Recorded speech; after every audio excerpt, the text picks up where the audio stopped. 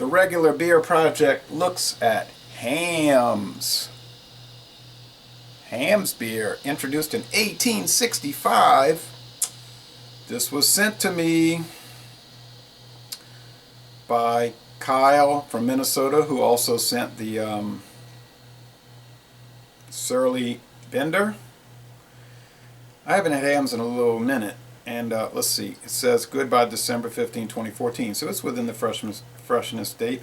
Hamm's is so similar to the other American macro lagers. It was a regional favorite, family owned, and under the withering beer competition of the 1950s, 60s, 70s, 80s, etc. up till today, it was bought out. Okay. It was acquired by Miller in 1999. And how did Miller acquire it? Well, Miller got it from Pabst. Pabst came in decades ago, swooped it up. And then in 1999, Pabst made their blockbuster deal with Miller, and they turned over some of their brands to Miller.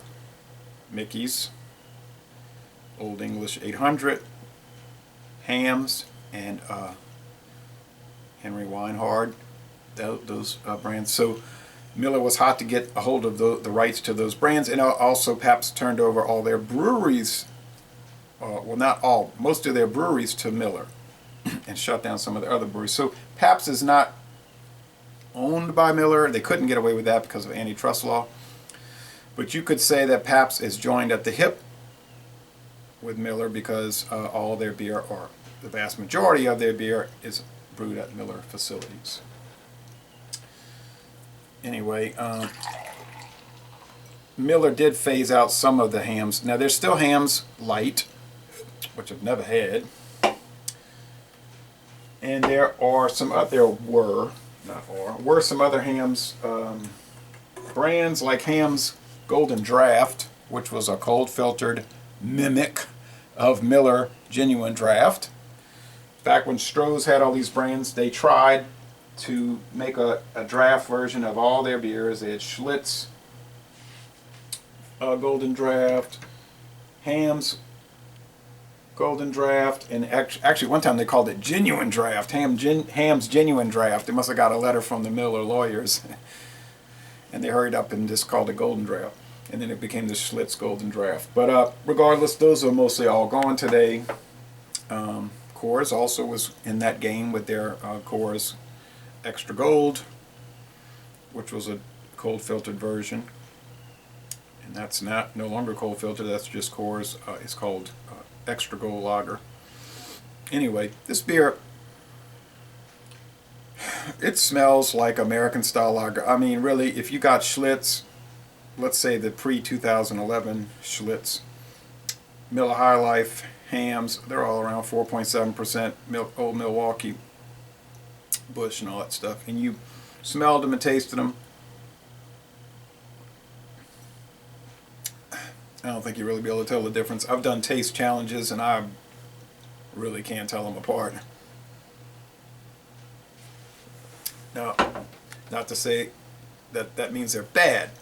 It's just that they're so similar, it's hard to differentiate. And that had a lot to do, I think, with the demise of these companies. You got Lone Star, Pearl, Rainier, Rheingold. You can just keep naming them all. And they were so similar, and they were regional to a large extent, and they just one by one got gobbled up. And so today you've got Anheuser-Busch InBev, SAB-Miller, Molson Coors, and Pabst. And Pabst has gone under various ownerships over the years, but it's still Pabst, technically, or I guess, technically independent company. And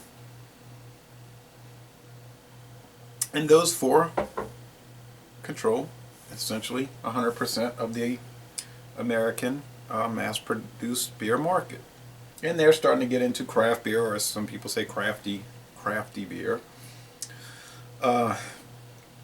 Hamm's is fine by me if you're eating American fare, hamburgers, hot dogs, let's say hamburger, french fries, and a little salad.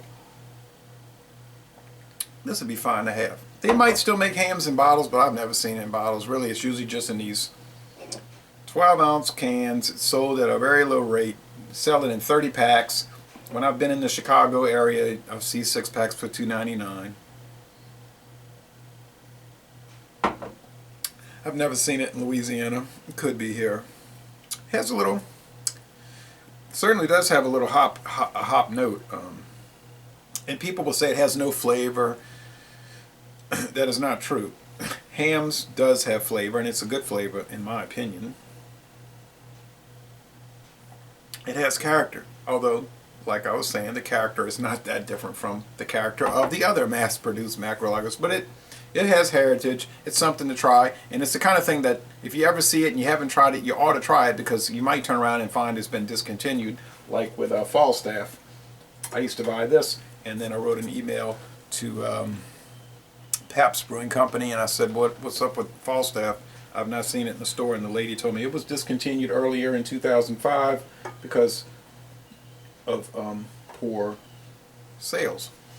And that was similar to this. So it's like John Sharon calls, when he does video examinations with me, he calls these legacy beers, and that's what it is, a legacy beer. Thank you for watching excuse me.